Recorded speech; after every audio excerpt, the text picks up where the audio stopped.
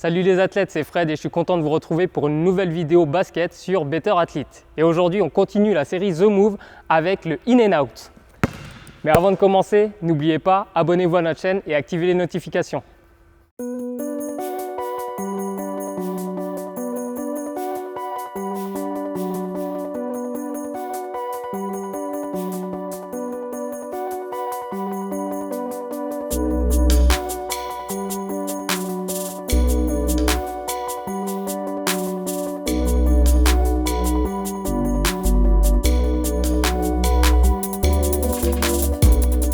Le in and out, c'est quoi? Eh bien, c'est tout simplement une feinte de dribble vers l'intérieur pour aller vers l'extérieur. C'est un peu une feinte de crossover.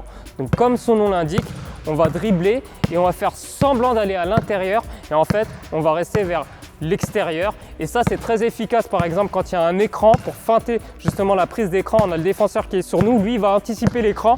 Et en fait, moi, je vais pouvoir partir parce que le défenseur aura mordu à cette feinte. C'est un geste qui est aussi très efficace en 1 contre 1. Comment maîtriser le in and out? Alors comme je l'ai montré tout à l'heure, c'est une feinte de dribble vers l'intérieur. Donc du coup, vous voyez, avec mon poignet, je vais faire une sorte de rotation. Voilà, donc cette feinte d'intérieur vers l'extérieur. Voilà, il va vraiment falloir s'entraîner à dribbler comme ça. De toute manière, là, on va voir comment travailler ça. Et c'est pareil avec la main gauche. Donc voilà, il faut absolument à tout prix éviter le porté de balle. Donc comme vous le voyez, ma main, elle n'est jamais paume vers le haut. Parce que si je fais ça, théoriquement, c'est un porté de balle. Donc, il va bien falloir s'assurer que la main, que la paume soit toujours vers le sol. Quand je fais ce geste-là, voilà, je garde la main vers le sol. Ok, je garde toujours la paume vers le sol. Voilà, et pareil pour la main gauche. Et pour donner encore plus d'amplitude au geste, vous pouvez engager tout votre corps. Donc par exemple, là avec ma jambe d'appui, je fais comme si j'allais vers l'intérieur. Mais le dribble c'est le même. Et pour feinter encore plus mon défenseur, je vais engager tout mon corps. Donc l'épaule, la poitrine, les hanches, la jambe aussi, la jambe d'appui. Voilà. Ça c'est une vraie feinte de in and out. Et ensuite on explose et c'est pareil pour la main gauche. Et là je vais vous expliquer comment le travailler. Pour travailler le in and out, on va procéder en 2 étapes. Pour l'instant, je vais vous montrer les dribbles statiques. Donc on reste sur place, ensuite je vais vous montrer les dribbles en mouvement. Donc sur place, ça donne ça. La position, donc écartement des pieds, largeur des épaules à peu près.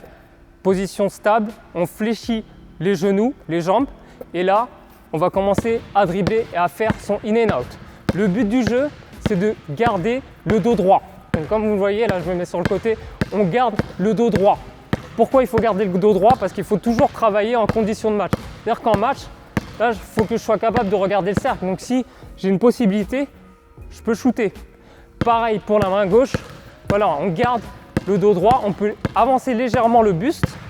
Et le but c'est de garder le dos droit, la tête droite pour regarder le cercle, pour voir ce qui se passe sur le terrain. Donc n'oubliez pas, voilà, au niveau du geste de la main, donc une sorte de petite rotation intérieure-extérieure. Voilà, on fait 30 répétitions main droite, 30 répétitions main gauche. On va faire 5 séries. Au départ, si ça peut vous aider, vous pouvez regarder le ballon. Si vous n'êtes pas à l'aise, regardez le ballon, mais au fur et à mesure, il va falloir que vous puissiez faire ce dribble en gardant la tête haute. Voilà. Donc là, je n'ai pas compté, mais en gros, 30 main droite, 30 main gauche, 5 fois. Pour l'exercice en mouvement, j'ai placé 3 plots. Donc il y a un premier plot en face du cercle, à la ligne de 3 points, et j'ai placé 2 autres plots près du cercle. Et vous allez voir à quoi ils servent. Donc, pour travailler le in and out, on part donc face au panier.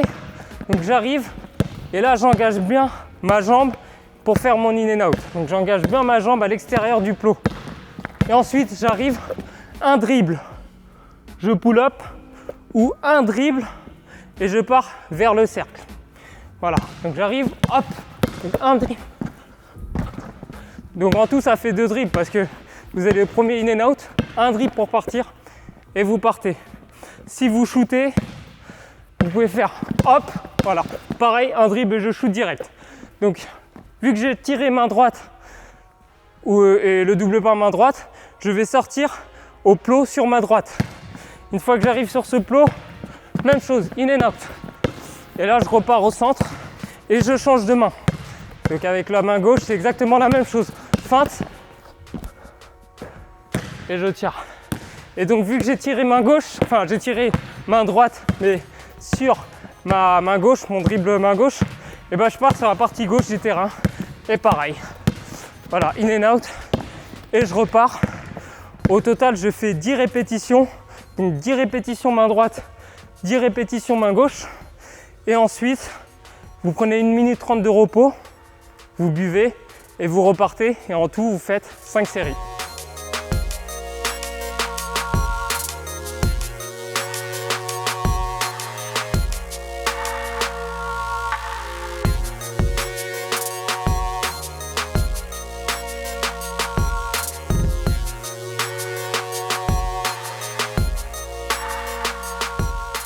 Vous savez désormais tout sur le in and out. Vous pouvez réaliser la routine d'entraînement que je vous ai montré avant vos entraînements ou après vos entraînements. Ça va vous permettre de progresser. Plus vous allez pratiquer, plus vous allez réaliser ce geste naturellement.